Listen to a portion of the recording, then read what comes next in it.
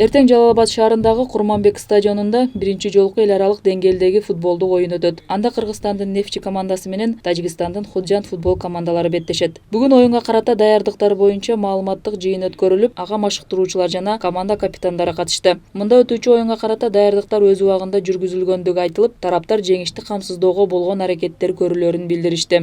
Бул беттеш 2020-жылдын Азия футбол конфедерациясынын кубогунун алгачкы этабындагы оюндар болуп эсептелет. Эртең 19 февраль күнү саат 14:00 шаардагы Курманбек стадионундагы мелдеш түзүлгөн аба ырайына карабай өткөрүлөрү мерчемделип жатканы айтылды. Жергиликтүү бийликте ага карата керектүү зарыл чараларды көргөн. Эске салсак, буга чейин Жалал Абад шаарында талай ээлери болгон Нефчи клубу Ахал клубунун футболчулары менен оюндар пландалган. Бирок ага Түркмөнстандын футболчулары келбей калган. Буга чейин оюнга болгон даярдыктарыбыз жерлерде өткөрүлүп келди. Эртеңде футбол талаасында өзгөчө оюн болот деген ойдобуз. Жеңишти камсыздоого болгон каалообуз жана физикалык жактан даярдыгыбыз мыкты десем болот.